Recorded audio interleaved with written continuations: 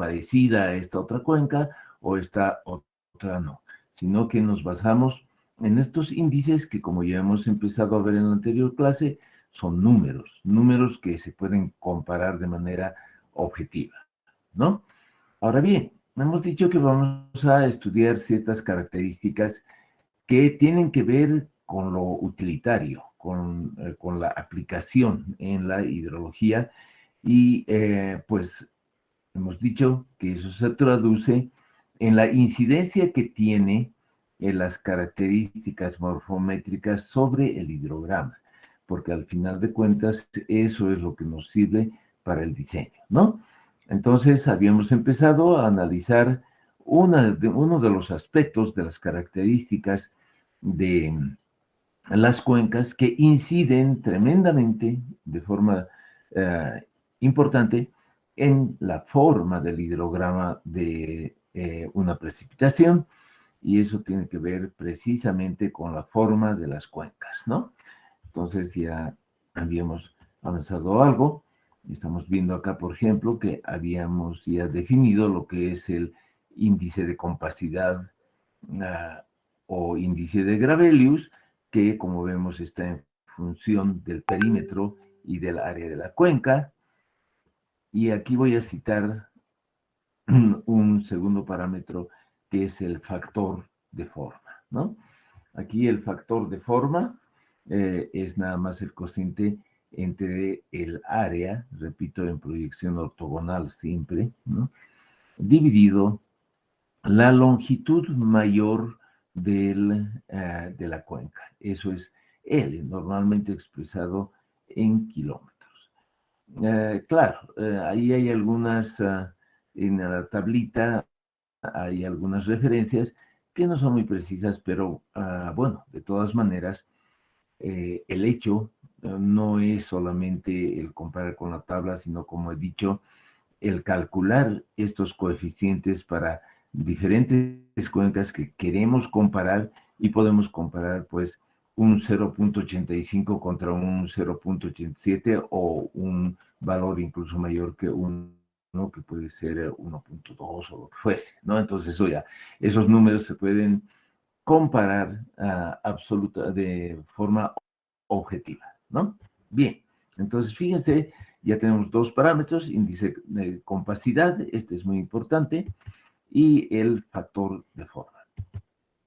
Así como esos hay otros, como el índice de alargamiento, ustedes están viendo ahí, es la longitud mayor de la cuenca dividido el ancho promedio de la misma.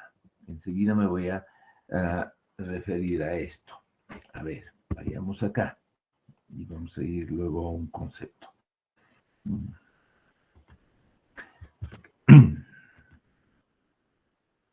Entonces, ¿de qué estamos hablando? Estamos hablando, digamos, de que tenemos una cuenca cualesquiera. Digamos, esta es nuestra cuenca. Lo voy a pintar así para dejar un espacio a la derecha. Después vamos a utilizar esto mismo para otros fines. Digamos que esta es nuestra cuenca, ¿no? Entonces, cuando nos referimos a la longitud mayor, podemos decir, a ver, primero le pintaré nomás un riecito por lo menos para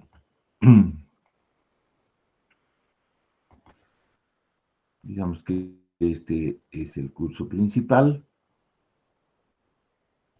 Aquí habrá algún afluente, aquí otro, etcétera. No voy a complicar mucho el dibujo. Y voy a definir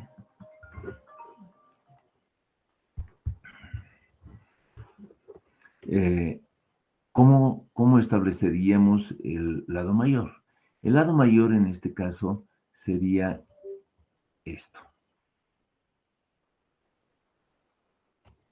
Aquí, digamos, este sería el lado mayor.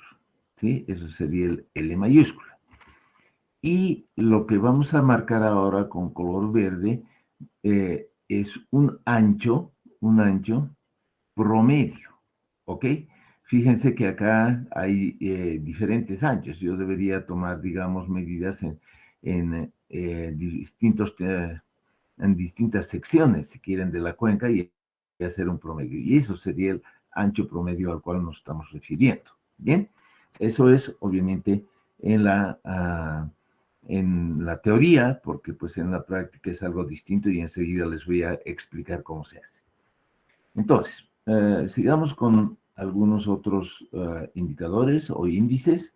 El índice de alargamiento, ya hemos dicho, la longitud sobre el ancho, este es el ancho promedio de la cuenca. El índice asimétrico es el área mayor o el área menor, claro, a cada lado del curso principal. En el dibujito que estábamos haciendo, que está bastante simétrica, digamos, ¿no? Lo que pintado, lo que estaría dividiendo es este curso, el curso principal. Entonces, el área que queda hacia la izquierda, el área que queda hacia la derecha, que por la pancita esta es un poco mayor, ¿no? Entonces, eso es. Otro indicador, caramba. Ese es otro índice, entonces, que tendríamos el índice asimétrico. Siguiente. Aquí hay un pequeño resumen de los índices que se calculan más frecuentemente. Debo decir que no se calculan todos los índices para una determinada característica. Normalmente un par es pues suficiente, ¿no?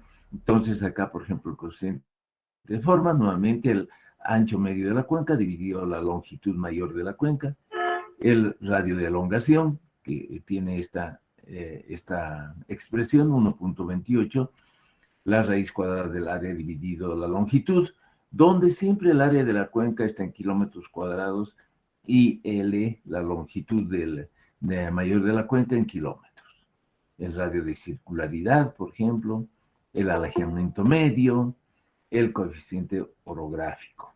Bueno, a ver, antes de pasar a otros índices, yo quisiera volver al dibujito. ¿Qué es lo que sucede, jóvenes? Lo que sucede es que esto es teórico. De hecho, el dibujo de la cuenca es teórico, porque no existe pues una cuenca de esta naturaleza, de esta forma, en la naturaleza, solo en los libros y en las láminas que hago, ¿no? Las cuencas pueden ser totalmente irregulares. Por ejemplo, esto. Así, esta puede ser una cuenca, ¿no? Y digamos cuyo curso principal, lo voy a marcar acá, estaría, digamos, así. Así. Y ahí vamos, ¿no? Entonces, aquí me pregunto, ¿cuál es la longitud mayor? Ahí ya está complicado. ¿O cuál es bueno, el ancho promedio siempre se puede hacer sacando muchas secciones y promediando, ¿no? Pero si tuviésemos que hacer simplemente observando la cuenca, eso es imposible. Entonces, por esa razón, lo que se hace es definir lo que se denomina el rectángulo equivalente. Este rectángulo representa a la cuenca, cualquier cuenca que sea, ¿sí? Pero claro, tiene sus condiciones. El rectángulo equivalente es un rectángulo que tiene, ese es el problema de los radiotaxis, ¿no? Que se paran y empiezan a tocar la bocina. Es algo que nunca hagan, jóvenes. Bueno, el rectángulo equivalente es un rectángulo que tiene la misma superficie que la cuenca. Es decir, en ambos casos hemos dicho A es la superficie, ¿no? Esto se puede planimetrar. Entonces, este rectángulo tiene que tener, dice, el mismo área de la cuenca, el mismo índice de compacidad, ¿sí? Eso se acordarán, en la presentación ya hemos visto, el índice de compacidad es el índice de Gabelius. Por lo tanto, el perímetro debe tener este mismo valor del índice de compacidad que la cuenca real. Tercero, debe tener idéntica distribución hipométrica. ¿Qué quiere decir eso? Y aquí voy a hacer con otro colorcito. No, es un poco grueso para que se note. Digamos, en esta cuenca o en cualquiera, esta está más sencilla para que lo noten, las curvas de nivel, las curvas de nivel estarían así, digamos, ¿no? Desde digamos, esta curva de nivel, esta otra, y así, ¿no? Vamos configurando el valle, la cuenca. O en esta otra, seguramente la cota menor estará por acá, y así. Y vamos, ups,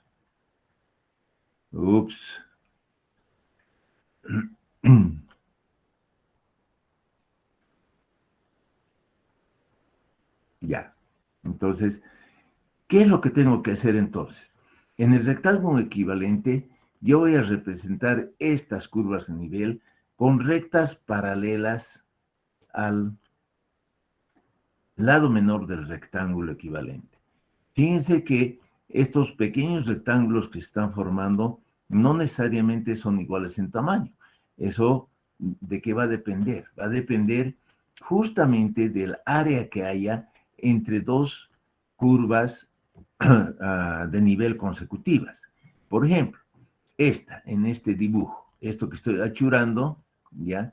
Que tenga, digamos, el área A minúscula sub I, ¿ya? Así se llama este área que he achurado. Entonces, mi rectángulo equivalente, digamos que sea entre esas dos cotas, debe ser también A sub I. Eso vale para todas las curvas de nivel.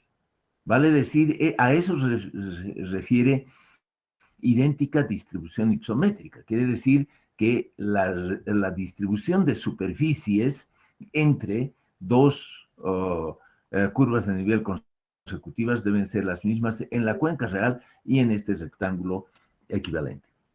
Entonces, este rectángulo nada más se trata de una transformación puramente geométrica de la cuenca en un rectángulo que además tiene el mismo perímetro. Entonces, estamos diciendo mismo área, mismo perímetro, mismo índice de compacidad, convirtiéndose las curvas de nivel en rectas paralelas al lado menor. Bueno, obviamente que la cota más baja, que sería la de salida, sería el mismo lado, ¿no? O sea, esta sería la cota de salida y esta otra sería la cota mayor, el punto de mayor altura, digamos, en el dibujito estoy marcando acá, este punto, digamos, este otro punto que sea el mayor, eso va a coincidir con esta curva de nivel que está en el lado menor del rectángulo. Entonces, eso es. Entonces, acá, claro, ya no tengo que estarme inventando un L, porque ese L es esto, ¿no? El L mayúscula y el L minúscula. Acá voy a escribir para que quede claro. Qué bárbaros. Ah, caramba, ahora hay un camión más. Listo. Permítame un segundo, por favor. Esto es...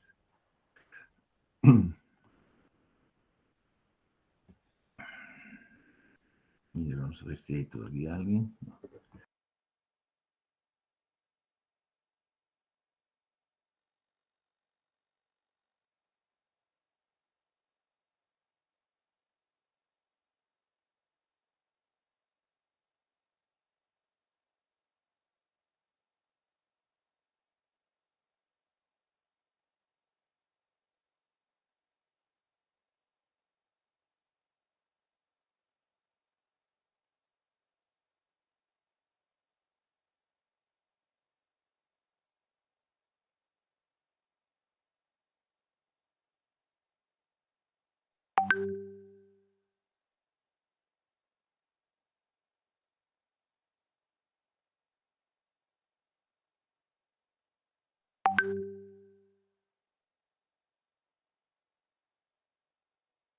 Bueno, entonces,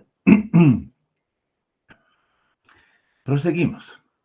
Hecha esa aclaración, entonces, fíjense, todos los índices que estamos viendo se pueden calcular ya no como midiendo, digamos, la longitud mayor o el ancho, sino aproximando a través de esas dos dimensiones en el rectángulo equivalente, que es mucho más sencillo, ¿no?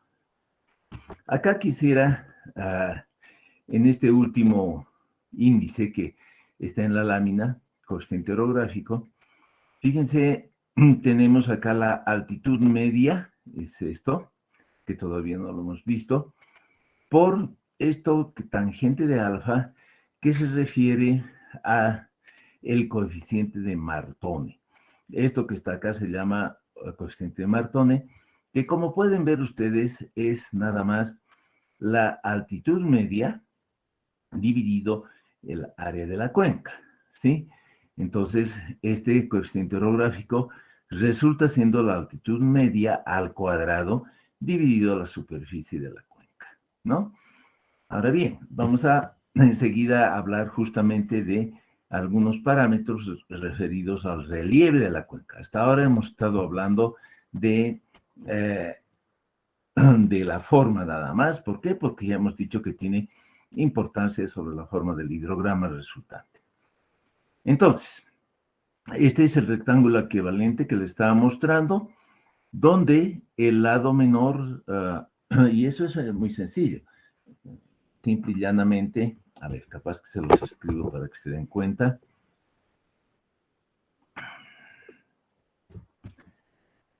Acá escribiré.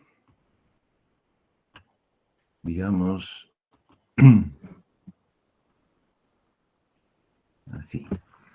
Si yo escribo, por ejemplo, el perímetro igual a 2 veces el lado menor más el lado mayor, y esto en términos del coeficiente de Gravelius, yo podría escribirlo el índice de compacidad multiplicado por el área de, no, por la raíz cuadrada, ¿no? SQRT le voy a poner.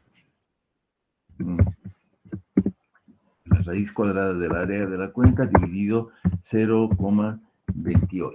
¿De dónde sale eso? A ver, les recuerdo. ¿Dónde está nuestro índice de compacidad? Lo que estaba aquí. Es de esta formulita. Si ustedes despejan, ¿no? El perímetro, que es lo que nos importa, el perímetro, esto lo llevamos al otro lado, vamos a tener lo que les estoy mostrando. Entonces, el perímetro, que es 2 veces la suma del lado menor y del lado mayor, va a ser igual a esta expresión que he sacado del índice de compacidad, ¿no? Por otra parte, sabemos que la longitud menor por la longitud, la longitud menor multiplicado por la longitud mayor, ¿eso qué es? Es el área de la cuenca. Entonces, de estas dos ecuaciones que acabo de poner acá y despejando, podemos obtener estos valores que les estoy mostrando acá del rectángulo equivalente, ¿sí?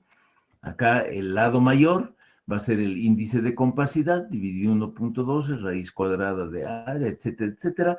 Esta expresión dentro del corchete pueden ver que acá tiene más, ¿no? En cambio, el lado menor, porque esta es la resolución de una ecuación de segundo grado, ¿no? Por eso es que hay dos resultados y uno va a ser el lado mayor y el otro el lado menor. Acá simplemente difiere en que tenemos signo menos, ¿de acuerdo? Entonces, de esta forma, si conocemos las características básicas, puedo calcular el índice de compacidad y por lo tanto los lados menor y mayor del rectángulo equivalente. ¿De acuerdo? Eso es. Entonces, así se calculan esos dos parámetros. Ahora sí vamos a hablar un poco del relieve de la cuenca, ¿sí? Digamos que el parámetro más importante es la pendiente media de la cuenca. Y acá, por favor, jóvenes, les estoy haciendo énfasis en que es media de la cuenca, de la cuenca.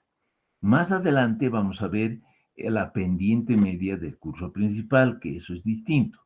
¿Por qué es distinto? Esta, como vamos a ver enseguida, tiene un concepto más bien de distribución areal, espacial, etcétera. ¿Y cómo así? Lo primero, vamos a ubicarnos, digamos, en la ladera de la cuenca, en cualquiera de estas laderas, ¿no? Donde yo tengo acá una cota C sub I, que está en la parte inferior de este elemento, y la siguiente curva de nivel le voy a llamar C sub I más 1. Entonces, fíjense, entre esta cota, entre estas dos cotas sucesivas, hay una diferencia de altura. Esta diferencia de altura puede ser de 10 metros, 100 metros, lo que sea, ¿no? Si ustedes se fijan en las cartas geográficas, ese paso, ese desnivel, siempre es constante. En una misma carta, no es que en una partecita de la carta haya diferencias de 2 metros, en otros de 10, no. En toda la carta está el paso de curvas de nivel, que muchas veces son de 10 metros o en escalas más pequeñas, cada 100 metros, cada 50. Si ustedes hacen un levantamiento topográfico, pueden hacer cada metro, ¿no ve? Entonces, eso es. Esto siempre va a ser constante, entonces, este D. Bien, ¿qué es lo que sucede? Si yo quiero calcular la pendiente media de un elemento, que sería este rectángulo que está representando a este elemento, en esta cuenca real, digamos, yo defino una cuenca, que esta sería la de la cota 6 más 1, y esto sería la cota 6 sub i, ¿no? Entonces lo representamos con este rectángulo para entender bien. ¿Qué es lo que sucede? Entre esta cota y esta cota hay una longitud en la cual se desarrolla ese desnivel, que sería este cateto de este triángulo que les estoy mostrando. A eso estoy llamando WI, que es la longitud donde se desarrolla esa diferencia de alturas. Este lado, sería básicamente la longitud de esta curva de nivel que he pintado con verde, en este elemento que estamos analizando, ¿no? La longitud de esa curva de nivel, que le estamos llamando lambda sub i, ¿ok? Entonces, y obviamente el elemento este que estamos analizando tiene un área A sub i, ¿de acuerdo? Eso es. Entonces, me pregunto, ¿cuál es la pendiente media de este elemento? Del elemento I de la cuenca, ¿no? Entonces, fíjense acá, eso no es nada más que la tangente, ¿verdad? Que sería el desnivel de dividido la longitud en la cual se ha desarrollado ese desnivel, que como hemos visto lo hemos llamado WI, ¿de acuerdo? Eso es. Por otra parte, el área de este elemento es igual al ancho, que está o a la longitud donde se desarrolló este desnivel, multiplicado por el valor representativo, que es la longitud de la curva de nivel central, digamos, o representativa también. Bien, si reemplazamos en esta expresión este WI, ¿no? Vamos a obtener esta expresión para la pendiente media de este elemento, que sería el desnivel, ¿no? Multiplicado por lambda y dividido el área de ese elemento.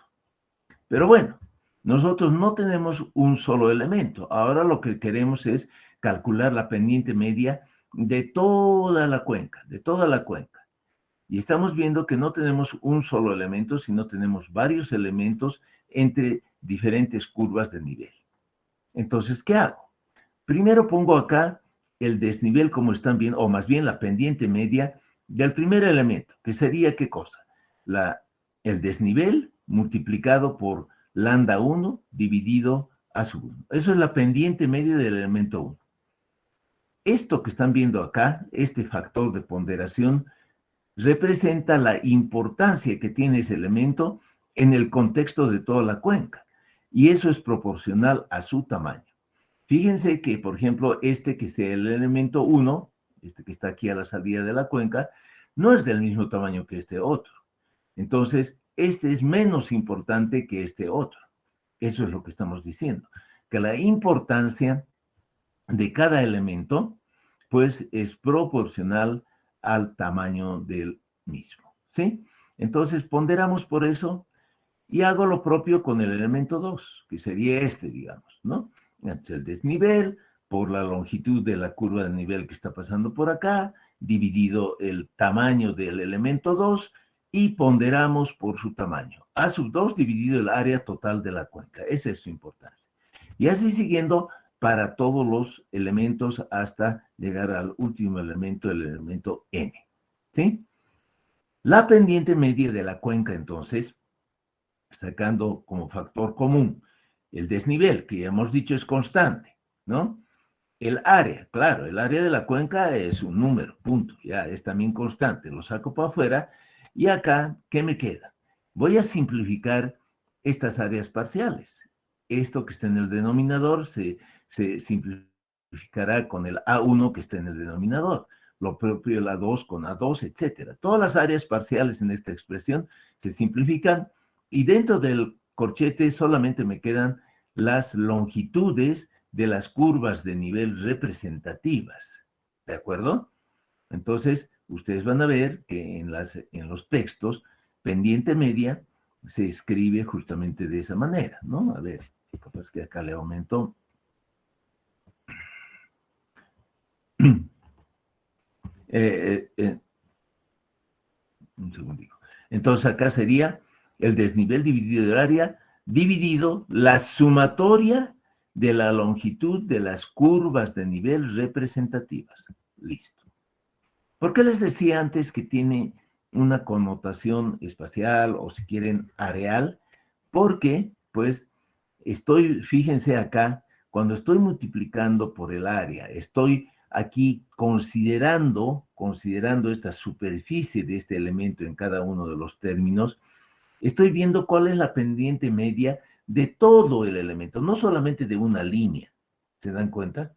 Estoy considerando la pendiente del elemento. Y cuando hago esta ponderación, por supuesto que estoy haciendo sobre las superficies componentes de esa cuenca. ¿De acuerdo? Entonces, esto, como he dicho, es una pendiente media de toda la cuenca, que puede ser bastante diferente a la del cauce principal que vamos a ver más adelante. Bien, entonces, eso es con la pendiente media de la cuenca. Otro índice geomorfométrico importante para poder representar la cuenca es el índice dependiente, que están viendo acá su expresión. El índice dependiente es la sumatoria, ¿no?, de la raíz cuadrada de todo esto. ¿Qué es esto? AN-1, estas serían las cotas, ¿ya? Las cotas, dos cotas consecutivas. Esta es esta diferencia que está dentro del paréntesis. Acá, entonces, hay que sacar a la raíz cuadrada de todo esto. Este beta sub i es igualito que acá lo que decíamos, el peso, la importancia de cada elemento, porque estamos haciendo la sumatoria sobre los elementos de I2 hasta N. ¿Por qué es I2? Porque aquí hay un N-1, ¿no? Eso es para que salga 1.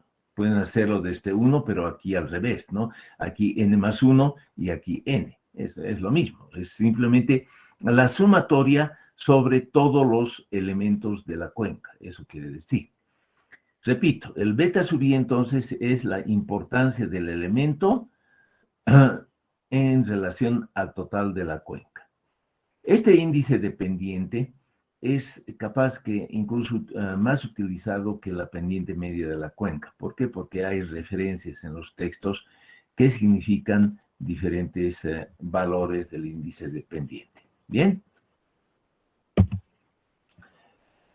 Bueno, voy a ir ahora a hablar, ya hemos aquí, les he dicho, ya les había hablado un poco en este coeficiente orográfico de la altitud media de la cuenca, ¿no?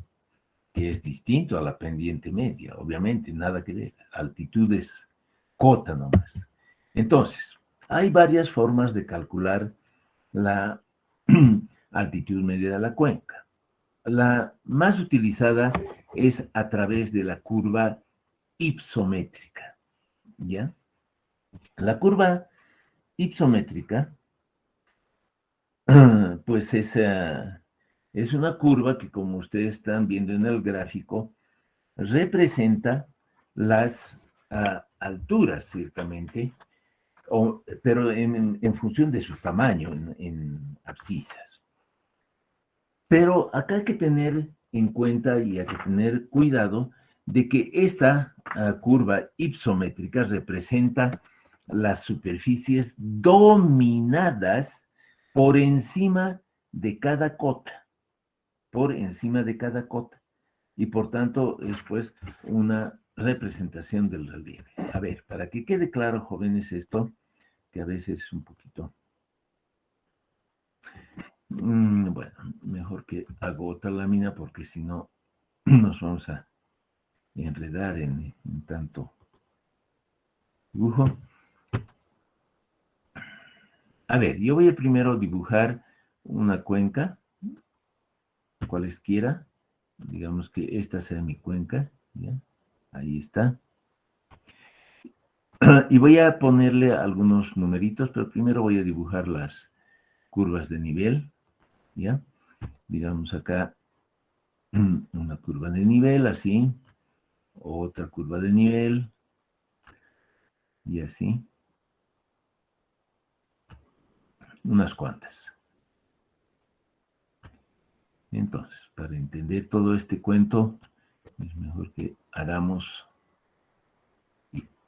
Bueno, ahora, yo voy a decir que este punto, el punto más bajo, está a 2.718 metros sobre el nivel del mar, ¿ya? En los otros no voy a poner las unidades. Acá vamos a poner que esta cota sea la 2.800, esta otra que sea la 2.900, y así, ¿no? Como ven, estoy poniendo aquí cada 100 metros. 3.100, 3.200, 3.300, y el punto más alto, digamos, que esté por acá, que sea 3.055, ¿ya? 3.355, ¿no? 355, listo, ya. Esa es mi cuenta. Entonces, ¿cómo yo voy a construir mi curva ipsométrica? Aquí pondré mis ejes, voy a poner con una línea un poco delgada para no... Ya, entonces acá tendría esto.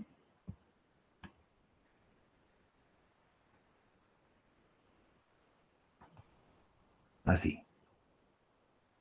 Listo. Entonces, voy a poner, jóvenes, en abscisas el área. Ya les he dicho normalmente en kilómetros cuadrados. Y acá voy a poner la altura, ya sea, bueno, a ver aquí. La altura normalmente en metros sobre el nivel del mar, o también pueden estar simplemente en metros, ¿ya? Entonces, ¿qué es lo que yo hago? Lo primero que hago es, podría pintar desde el cero absoluto, pero claro, entonces yo tendría mi gráfico 2.718 metros de nada, ¿no? Lo que yo hago es, simple y llanamente, en este primer puntito, voy a marcar acá, ahora sí, aquí, ¿no? En el origen mismo, yo voy a poner que eso es la cota justamente 2.718, ¿ok? Bien. Y a partir de eso, pues iré poniendo el 2.300, el 2.400, el 2.500, 2.600, etcétera, 700, uy, me baja, no, era 2.700, 2.800, 900, 3.000, 3.100, 3.200, 3.300 y acá digamos que es 3.335, ¿ya? Aquí en mi escalita, 3.335. Listo. Entonces, ¿qué es lo que pasa, jóvenes? Fíjense, primero vamos a hacer para el primer elemento, es decir, este que voy a pintar con verde, este elemento, ¿sí? Este elemento. El punto de salida, hemos dicho, es este que estoy pintando con nuestro punto verde. Obviamente que según la definición que acabo de dar, que la curva ipsométrica representa las superficies dominadas por encima de cada cota, dominada, quiere decir por sobre esa cota. Para el 2718, todo el área de la cuenca, está sobre esa cota. Por lo tanto, el área que corresponda a esa cota va a estar acá. Eso va a ser el tamaño de la cuenca. Este es el A directamente. ¿Ya? Ahora bien, me voy a la cota 2800. Esta es la 2800, ¿ya? Sobre la 2800 está todo el área de la cuenca, menos este pedazo verde que he pintado. Por lo tanto, ese área dominada sobre la cota 2800 tiene que ser menor que el área total de la cuenca, ¿cierto? Lo propio, voy a seguir subiendo, digamos sobre la 2900, que sería esta, ¿no? La 2900. Yo tengo que restarle esto que ya había achurado y le voy a restar también esto que estoy achurando, esto que estoy achurando acá, ¿sí? Esto. Entonces, este área sobre 2900 va a ser más pequeña que la anterior. Y así siguiendo. Cuando yo llegue a 3355, que es este punto, hay nada sobre eso, ¿no? Por lo tanto, ese valor en el eje de abscisas es 0. Listo. Entonces, ¿para qué le estoy mostrando esto? Las curvas ipsométricas normalmente tienen esta tendencia que estoy pintando, ¿ya? Por eso es que se obtiene de esa forma. Nada más, jóvenes, que ustedes, como han visto en la lámina, aquí las escalas están entre 0 y 100 o 0 y 1 si quieren, ¿no? Y no está con valores absolutos de altura y área. Entonces, ¿cómo se hace eso? Para llegar a esa figurita que ya les he mostrado,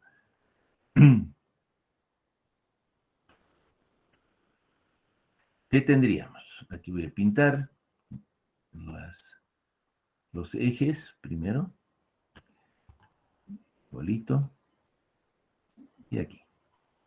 Entonces, acá, en vez de poner H, yo voy a poner H asterisco y les voy a indicar que es H asterisco. Y acá, en vez de poner el área, voy a poner el área asterisco también. ¿Ya? Entonces, para todo I, para todo punto de esta curva, ¿no? Yo cómo calculo el H. El H asterisco sub I. ¿Ya? Este sería igual a lo siguiente. En el numerador pongo el H max, el H sub I, es decir, cualquier H de la curva que tengo arriba, ¿no? Menos el H min, que sería en nuestro caso el 2718, y todo esto dividido entre H max menos H min. ¿De acuerdo?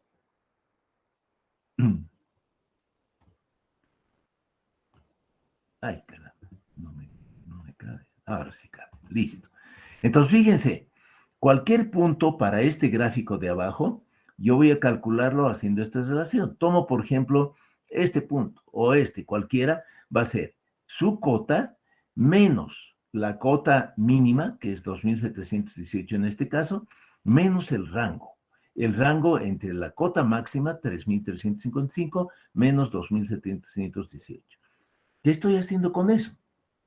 Con eso estoy metiendo el gráfico en una escala desde 0 hasta 1, que es lo mismo que meterlo en 1 a 100, ¿no? Listo. Eso es. Para obtener los valores de el área para abscisas, el A asterisco I, es decir, para cualquier punto, ¿no? Va a ser ¿qué cosas? Esto es más sencillo todavía. Ahí queda. El área asterisco I va a ser igual al área que hemos tomado en el gráfico de arriba y dividido el área total de la cuenca. Listo, claro.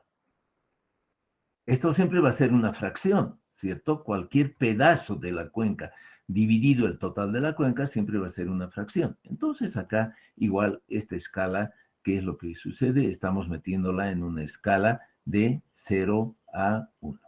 Aquí sería 1. Bien, entonces la curva hipométrica quedará así, o también puede quedar así, pero siempre con esas tendencias, ¿no? ¿Qué sé yo? Bueno, esto es lo que van a ver ustedes en los textos. Una curva isométrica ya en una escala de 0 a 1 o de 0 a 100. Bien, ya saben entonces cómo se construye esa curva. Acá quisiera comentar un par de cosas todavía. Lo primero, ustedes en esta gráfica de la derecha ven varias curvas y ven ríos jóvenes, ríos maduros, ríos viejas. Yo diría cuencas, cuencas jóvenes, cuencas maduras, cuencas viejas. Eso tiene que ver con los procesos morfodinámicos, ¿ya? Aquellas cuencas jóvenes son las que todavía tienen procesos de erosión y sedimentación muy intensos. Por el contrario, las cuencas viejas, pues, tienen esos procesos ya han sucedido en el pasado y en el presente son escasos, digamos, poca erosión, poca sedimentación. Y los maduros son intermedios, digamos. En muchos textos se denomina también cuenca intermedia, ¿ok? Bien, ¿y eso por qué es importante?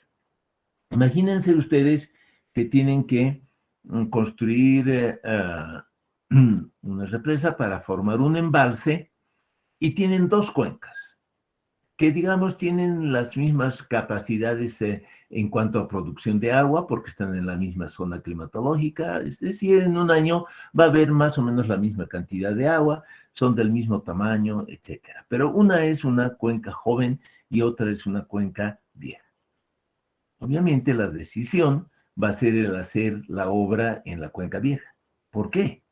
Porque estoy diciendo, esto, en una cuenca vieja ya no hay procesos de erosión-sedimentación. Por lo tanto, en esa cuenca va a haber menos riesgo de que el embalse se colmate, se llene de material sólido, que es perjudicial. Yo quiero el embalse para guardar agua, no para guardar lodo, ¿no? Entonces, yo voy a preferir hacer esa obra en una cuenca vieja y no en una cuenca joven, ¿sí?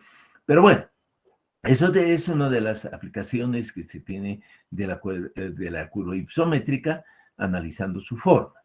Pero también les había dicho, y he comenzado por eso, que sirve para determinar la altitud media de la cuenca. La altitud media de la cuenca es la altitud, la altura, en otras palabras, ¿no? Que corresponde al 50% del área en abscisas. En este gráfico estoy haciendo el ejercicio con la curva de una cuenca intermedia o de Río Maduro, ¿no? Que es esta. Entras tú con al 50% en abscisas y la altura que corresponde a ese 50% es la altitud media. Esa altitud media también se puede calcular mediante esta relación, que dice, la sumatoria de 1 hasta n, ¿no? De las cotas, de las alturas, de todos estos elementos.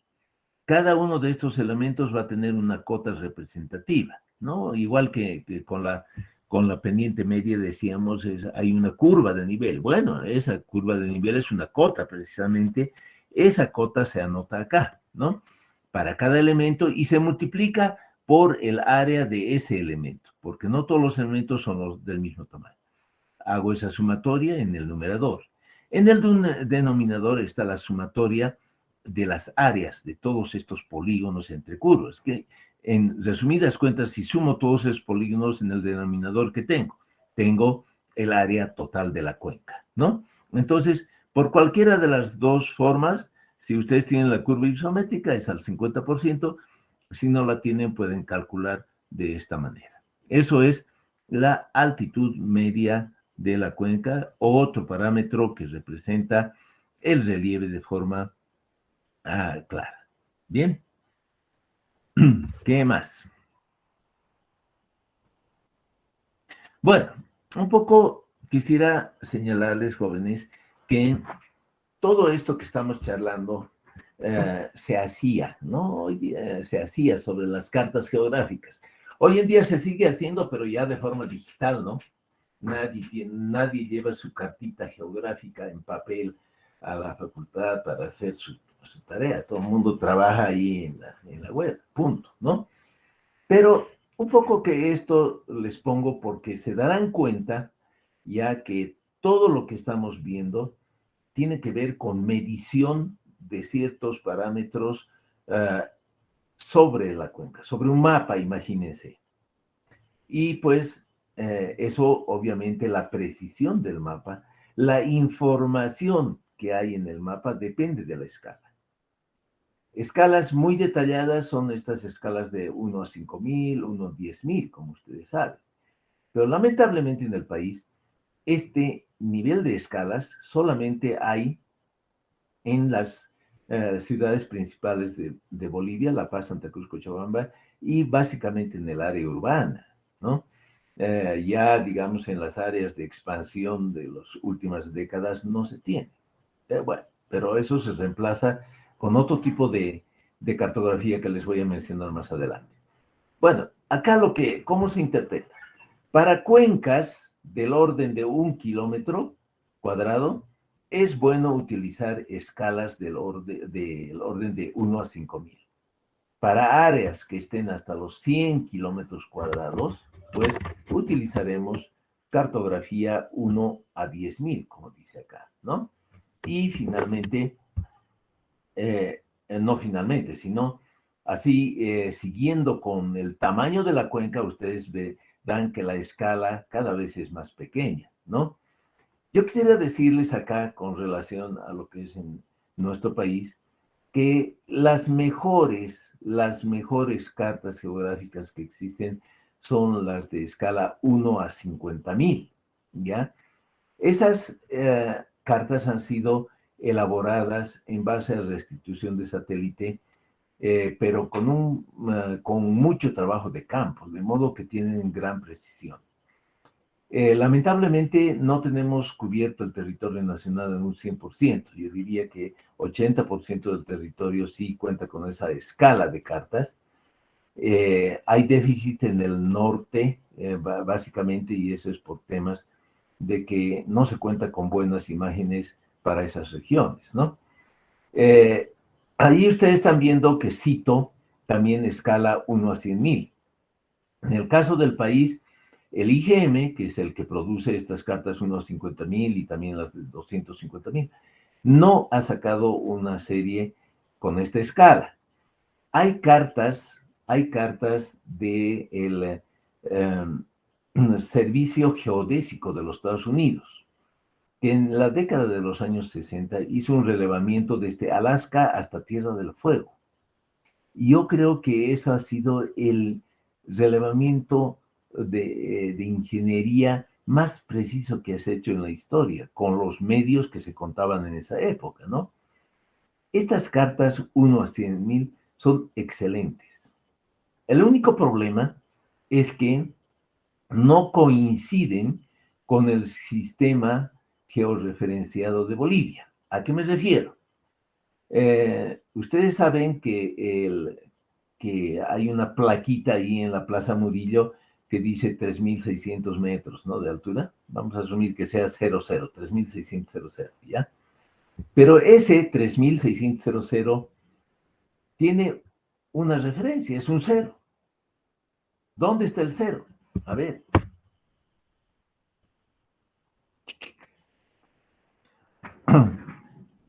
Señor Valeriano Blanco, a ver, abra su micrófono, por favor, y cuéntenos dónde estará su cero.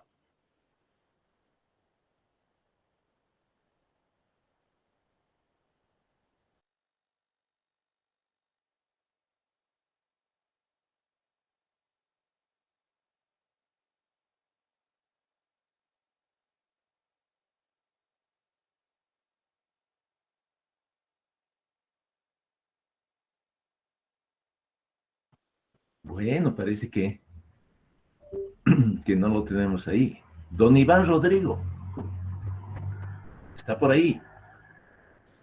Buen día, Inge. Hola, buen día. Según yo creo que está en el punto más bajo, Inge, o sea, al nivel del mar, quizá. Eso, a nivel del mar, pero ¿cuál es el cero para la cartografía boliviana? Esa es la pregunta.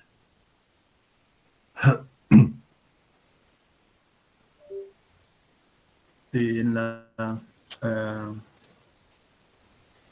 como usted mismo dijo, Inge, en la Plaza Murillo, bueno, No, según yo. ese es el 3600. A ver, denme un segundo y les voy a explicar cómo es el cuento. Está bien.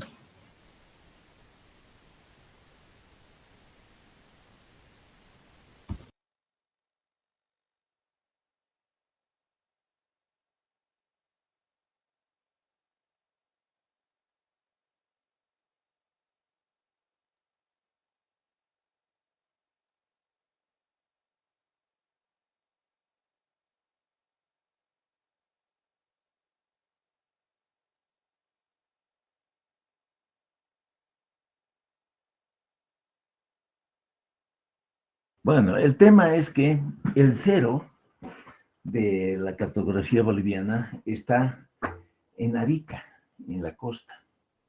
Entonces, lo que se hace es arrastrar ese cero, ¿no? Y eso tiene su importancia, y yo les voy a contar de forma anecdótica, ¿ya? Pero para que se les quede cuán importante es el tener clara la referencia, ¿ya? Hay un estudio que que hizo una consultora canadiense hace varios años y costó bastante platita para el emprendimiento de Cacho de Esperanza. Ustedes sabrán que Cacho de Esperanza es un proyecto hidroeléctrico sobre el río Beni, allá en el norte. Cuando terminaron de hacer el estudio, ahí querían hacer incluso un embalse y cosas de ese tipo, ya habían entregado el estudio y todo, y era súper factible. ¿Por qué? Porque la producción de energía, como ustedes saben, depende del caudal y de la altura de carga, es decir, de la caída que uno puede aprovechar para generar hidroenergía, ¿no? Bien. Todo el tema estaba concluido, pero nadie se dio cuenta que la cola de los embalses del Brasil produce una curva de remanso que llega hasta territorio boliviano. Y eso le quita, obviamente, altura de caída. En vez de que, por decir algo, sea 40 metros de caída, eran solamente 30. Por lo tanto, menos producción de energía. Y con eso, pues ya el proyecto no es factible. ¿Dónde estaba el error? El error estaba en que ellos tomaron el cero de la cartografía boliviana, ¿ya? Que como les digo, está en Arica. Para la cartografía brasileña, el cero no está en Arica, está en Santos, en el Pacífico. Y hay una diferencia. Claro, esa diferencia, y ¿por qué he tocado este tema cuando estaba hablando de la escala de las cartas de los norteamericanos, que son 1 a 100,000? Porque justamente es eso lo que pasa. En otras palabras, ¿qué quiero decir? Que, por ejemplo, la cota 3000 de mi ejemplito, en la carta de los de los americanos. La verdad es que no me acuerdo exactamente cuánto es la diferencia, pero es más o menos como 15 metros. Voy a decir que sea 2000, mejor hago con esto, ¿no? Digamos que esto equivale a 2985. O sea, 15 metros por debajo. Entonces, esta, que es la 3200, tendrá que ser también 15 metros más abajo. O sea, sería 3185, ¿cierto? Y así siguiendo. Como la diferencia es constante, se puede pasar de las cotas de esas cartas 1 a 100,000 a las cotas bolivianas, diremos de alguna manera, a las cotas con referencia en el cero de Arica. Ese es el único cuidado que hay que tener con esta cartografía de los norteamericanos, que ahí sí tienen todo el territorio nacional, todo Latinoamérica, todo. Realmente es una colección de cartas muy, muy buena, ¿no? Bueno, avancemos. Acá, esta escala 1/200,000, ya les he mencionado que en Bolivia no hay 1/200,000, sino 1/250,000. Esas también son buenas cartas, básicamente igual con restitución geográfica y todo esto, pero obviamente no es una escala tan precisa como la de unos 50,000, ¿no? Y ahí cuando veamos, vamos a ver todavía algunos índices referidos a cursos de agua, ahí se necesita bastante más precisión. Entonces, yo diría, en lo posible, trabajar en escalas 1 a 50,000, aunque para cuencas muy grandes, del orden de 25,000 kilómetros cuadrados, pues podríamos utilizar 1 a 250,000. Estas otras escalas más pequeñas, 1 a 1,000,000 o más que eso, no se utiliza en general para el cálculo de índices geomorfométricos. Se utiliza más para el desarrollo de cartografía temática. ¿Qué quiere decir eso? Cartas de suelos, el mapa geológico, mapa geomorfológico, mapa de pendientes regionales, ese tipo de cosas. Pero no para el cómputo, digamos, de estos parámetros que nos permiten calcular los valores de los índices geomorfométricos. ¿Bien? Eso es. Entonces, dicho eso, jóvenes, ya tenemos una colección de varios parámetros que nos permiten, como les he dicho, analizar la forma de la cuenca, el relieve de la cuenca y comparar unos con otros. Esa es la gracia de todo esto. ¿Bien? ¿Hay preguntas al respecto? Creo que es facilito, ¿no? Esto es además que es bonito. Voy a pasar entonces a otros aspectos y tiene que ver ya esta vez con la red de drenaje, Fíjense en esta lámina que estoy mostrando. Perdón un segundo.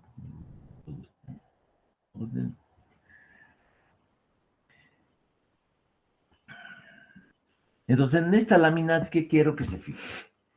Imagínense la cuenca que tenemos acá, que tiene solamente la red de ríos que he pintado con color azul, ¿ya? Solamente existen los ríos pintados con azul, ¿ok? En ese caso, yo voy a tener un hidrograma como este azul, que está acá, ¿no? Si yo a esa red azul le agrego los cursos que he pintado con rojo, ¿ya?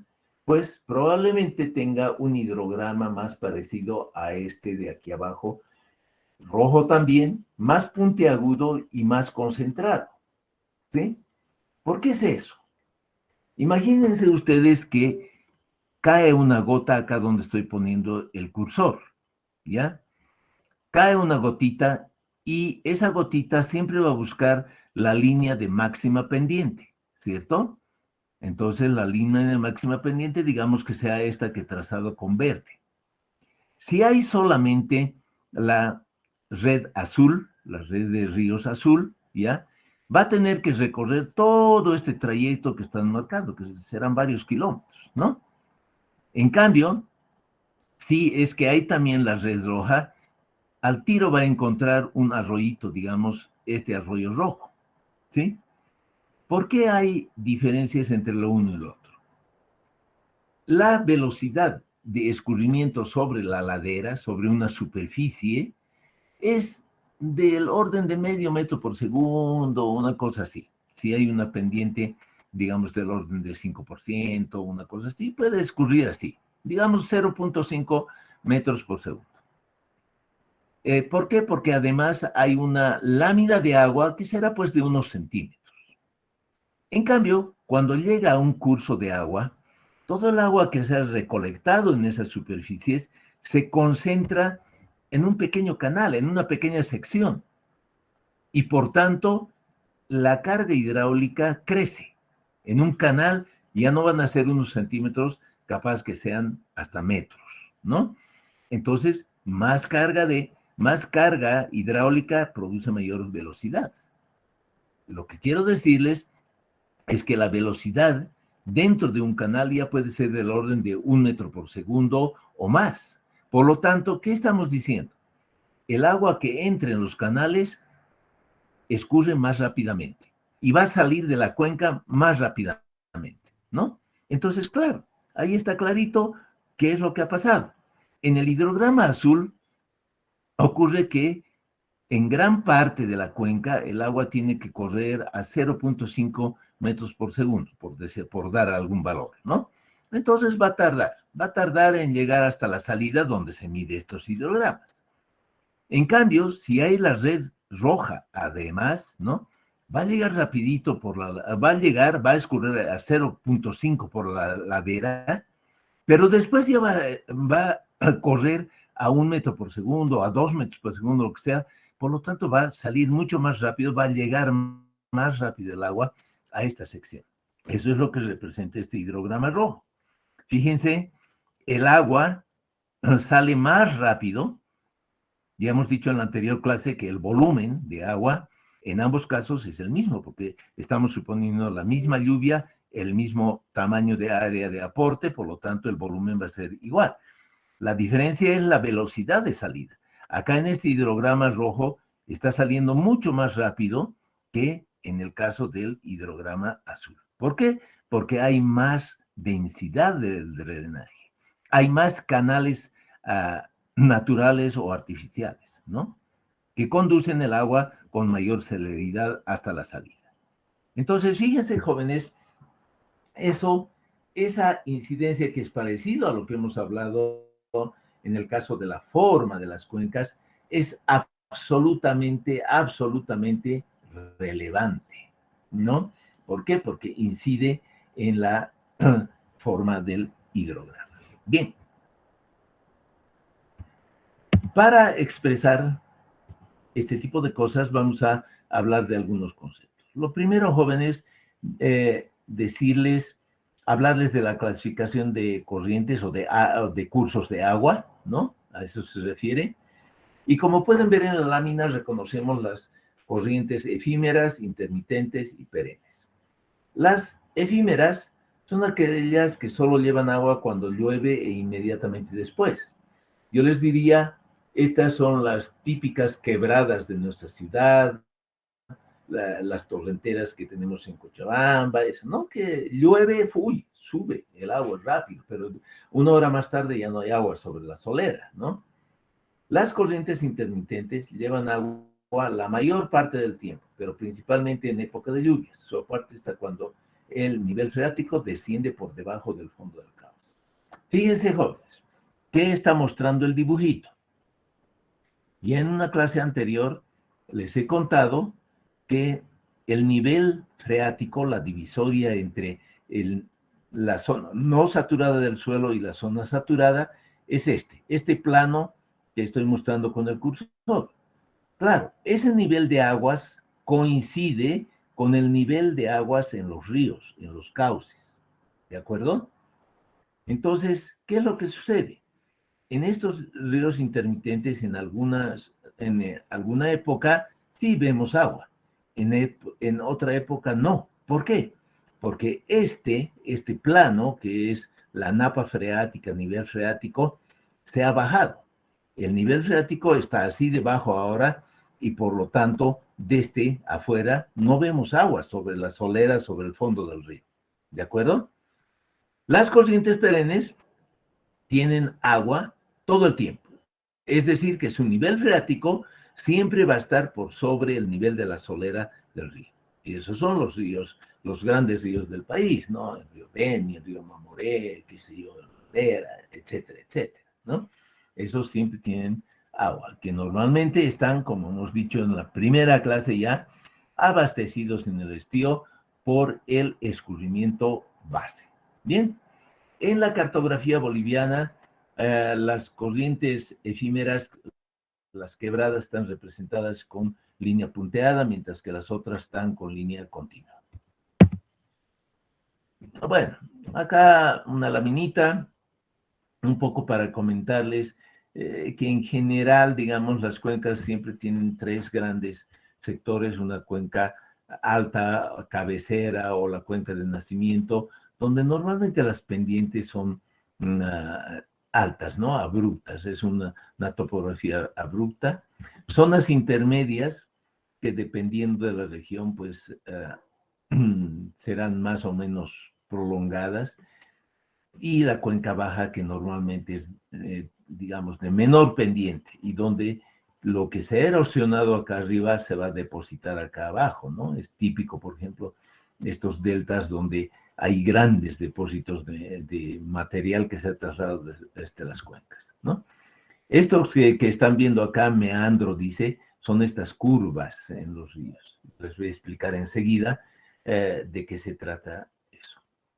Bien. Entonces, acá vuelvo a lo que estábamos hablando antes sobre las pendientes medias. En este caso, ya no estoy hablando de la pendiente media de la cuenca. Estoy hablando de la pendiente media de un curso. Es un concepto totalmente lineal, como pueden ver. Y acá yo quisiera explicarles dos cositas.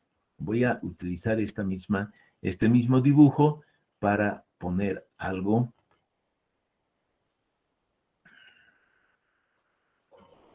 A ver, aquí, bien grueso. Digamos que yo tengo este curso, así, más bien bastante rectilíneo lo voy a pintar. Este es mi curso principal. Acá hay un afluente, acá hay otro afluente, bueno. Pero acá hay otro afluente que sale así. Y por alguna razón este hace así, ¿ya? Bueno, ¿cuál es el curso principal? El curso principal es aquel de mayor longitud. En nuestro dibujo, aunque está un poco forzado, sería este trayecto, no este, ¿sí? Va a ser algunos kilómetros mayor que el de la izquierda, ¿no? Entonces, les repito, el curso principal, lo vamos a tomar aquel que tenga la mayor longitud. Eso es. Entonces, aquí la pendiente media del curso principal, pueden ver, eso es fácil ver, ¿no? Tal vez volvemos a nuestro dibujo. Y acá mismo voy a hacer. ¿Qué tendría yo? Acá tendría en eje de abscisas las alturas, en ordenadas las alturas, en abscisas la longitud. Entonces aquí voy a poner simplemente H. Y ustedes ya saben que puede ser en metros o en metros sobre el nivel del mar. La longitud que normalmente se la pone, que está en kilómetros, pero hay que transformar a metros para que estén en las mismas unidades, ¿no? Entonces, mi perfil longitudinal del río va a ser esto. Este va a ser el perfil longitudinal del río. Gran pendiente aquí, menos aquí, y aquí que sea plano. Así. Entonces, en la proyección ortogonal, jóvenes, y voy a pintar ahora con rojito,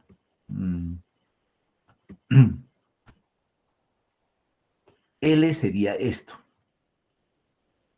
Y H sería esto. Listo. ¿Se dan cuenta, no? Esa es la pendiente. Es la diferencia de altura dividida la longitud en proyección ortogonal. en la cual se ha desarrollado ese desnivel, y punto. Entonces, acá en nuestra formulita, ¿qué dice? La cota máxima, la altura máxima, menos la altura mínima, que es la de la sección de control, dividido la longitud. Esto acá está en metros todo y la longitud está en kilómetros, por eso lo están multiplicando por 1000. Y esto lo están multiplicando por 100 para que esté en por ciento, ¿no? Eso es. Pero fundamentalmente es el desnivel dividido la longitud en la que se ha desarrollado ese desnivel. ¿Bien? Listo. Entonces, ya vemos, jóvenes, este es un concepto totalmente lineal. Aquí no hemos metido superficies de elementos, de cuencas, de nada. Aquí hay solo elementos de altura y longitud. Por eso es un concepto lineal, a diferencia de la pendiente media de la cuenca. Bien, el efecto que les estaba explicando hace unos minutos de ese efecto de mayor rapidez en la salida del agua en ciertas cuencas se mide a través del índice que se llama densidad de drenaje. Y como pueden ver ahí en la lámina, este es la sumatoria de la longitud de los cursos de agua dividido el área de la cuenca, ¿no? A ver, escuche, no tengo aquí, no puede ser que no tengo, aquí. Por ejemplo, aquí aprovecho esta laminita en la de la izquierda, digamos, ¿ya? Son todos los cursos de una cuenca. ¿Qué tengo que hacer? Yo tengo que medir la longitud de todos y cada uno y sumar en kilómetros esa longitud y eso va a ser el numerador de este índice, ¿no? La longitud total de los cursos de agua dividido del área.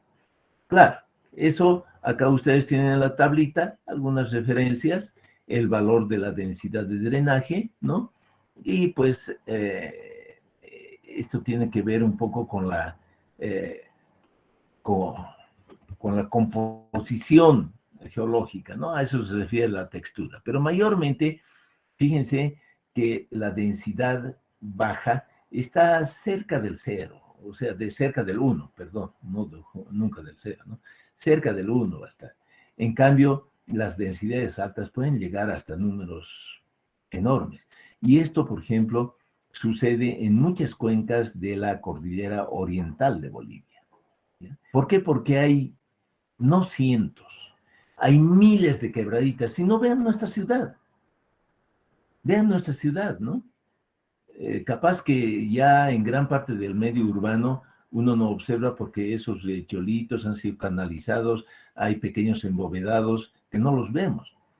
Pero en nuestra ciudad hay miles de quebradas, miles. Imagínense en una cuenca, por cierto, ¿cuánto es el tamaño de la cuenca donde viven? A ver, quiero escucharles. Señorita Noemí Sofía, ¿está por ahí? ¿Me escucha? Sí, buen día, ingeniero. Sí, lo escucho. Hola, buen día. A ver, usted vive en la casa, digamos que conoce el puente de Aranjuez, ahí abajito de las Cholas. Ese es un punto de control de la cuenca de La Paz. De hecho, ya es el río La Paz ahí, ¿no? ¿Cuántos kilómetros cuadrados cree que tenga esa cuenca?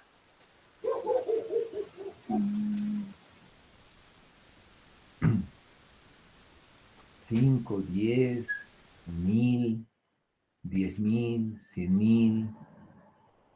¿Cuánto será? Un orden de magnitud, a ver. Como 100 kilómetros cuadrados, ¿no? Multiplíquelo por 5. La Paz es la ciudad de los 500. Su cuenca tiene 502 kilómetros cuadrados hasta Aranjuez y llueve en promedio 500 milímetros, para que se acuerden. Bueno, volvemos, gracias.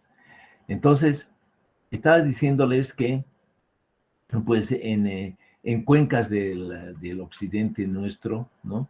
en la montaña, pues densidad de drenaje es altísima. Eso quiere decir, hay hidrogramas muy puntiagudos. Les vuelvo a citar, lo que vemos en el verano, cuando hay una tormenta en la Chachicala, en unos minutos llega la crecida a Obrajes, y ahí lo podemos ver. El agua estaba en unos centímetros de la soledad del río, sube a metros rápidamente, pero en una hora, hora y media, otra vez se ha bajado. Son hidrogramas sumamente puntiagudos. Y es por eso, porque la densidad de drenaje es muy grande.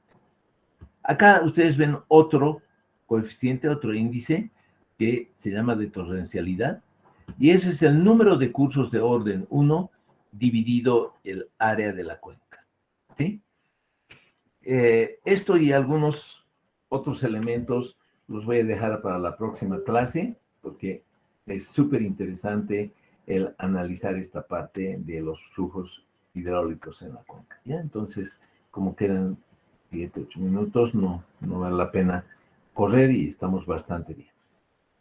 Entonces, preguntas jóvenes sobre lo que hemos estado charlando en las anteriores clases. ¿Está todo en orden? Y de pregunta a nuestra representante de curso, ¿están al día en sus clases de jefatura de trabajos prácticos? ¿Ya está apoyando el asistente? ¿Cómo es el asunto? Por favor, cuéntenos. Buenos días, ingeniero. Sí, ya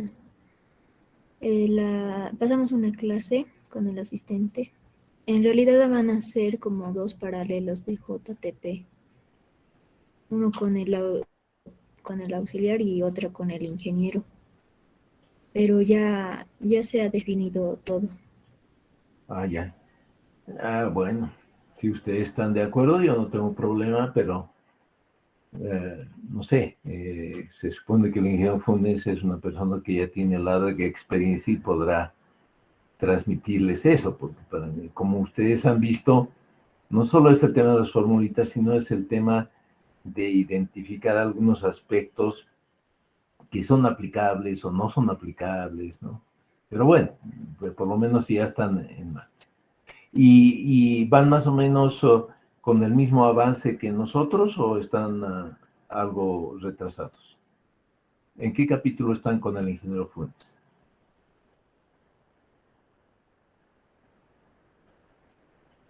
En realidad, creo que la primera práctica será hoy con el ingeniero Funes. Uy, ay, ay. Uy, ay, ay. Bueno, en todo caso yo les pido que tomen en cuenta, acuérdense nuestro cronogramita, el primer parcial es el 19 de septiembre. Y como tienen ustedes esto en el cronograma que les he pasado, es el actualizado, ¿no? Cuando terminemos el capítulo de precipitación, ahí hacemos el primer parcial. Ahorita estamos incluso una clasecita o media clase adelantados, digamos.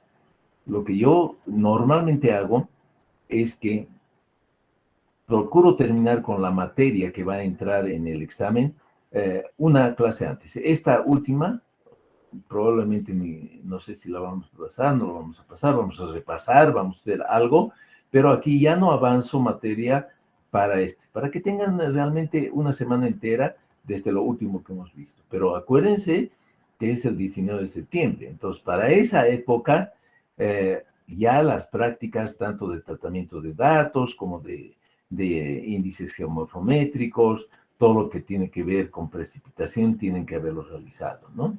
Eso es importante que le digan al ingeniero Fuentes, ¿ya? Bueno, listo, jóvenes. Bueno, si no hay preguntas, pues les agradezco la atención y nos conectamos el día lunes. Que tengan buen fin de semana. Ingeniero, Dígame. una consulta. Cuando hacíamos el rectángulo junto con Sí. nuestra cuenca, yo le entendí que hay que sacarlo como una proyección. No sé si me podría corregir, por favor. ¿Perdón, una proyección? Sí, o sea, las curvas de nivel de nuestra cuenca, yo le entendí que lo sacaba como una proyección en el rectángulo. A ver. eh, aclaremos eso. Creo que ya borrado, pero no importa. Acá lo volvemos a hacer. Fíjate, nos vamos a hacer nuestro rectangulito aquí. Te lo explico rapidito. Digamos que este sea mi rectángulo, ¿ya? El rectángulo equivalente. Entonces, ¿qué condiciones tiene que tener? El mismo área. O sea, si esto, digamos, tiene 300 kilómetros cuadrados, a escala este tiene que tener 300. Entonces, fíjate, este elemento, te lo voy a volver a pintar así con color negro, este que es el 1, ¿ya? Entre la cota mínima y el 2800 va a estar representado por esta línea, ¿sí? Que es paralela, ahí, que es paralela al lado menor del rectángulo. Lo que yo indicaba es que este área entre la cota mínima, que es ese lado, y el 2800, que sería esta línea, esto tiene que ser equivalente a este área. ¿De acuerdo? Ahora, la segunda curva de nivel, vamos a decir, es esta. Esta es ahora la 2900. Y voy a pintar con color naranja, ese área, ¿ya? Todo esto que estoy pintando con naranja. Eso digamos que son 350 kilómetros. Este área que estoy pintando acá tiene que ser 350 kilómetros. ¿Me dejo entender? Entonces acá tú tienes 1, 2, 3, 4, 5, 6 curvas de nivel, ¿no? En tu representación tienes que tener 3, 4, 5, 6 rectas paralelas. Y hemos dicho que este lado va a ser el 3355, este lado es 2718. Las otras son las intermedias, 2800 hasta 3300. ¿De acuerdo? Eso es. Gracias, ingeniero. Entendí. Vale. Listo, muchachos. Entonces, hasta el día lunes, que estén bien. Hasta luego. Hasta luego.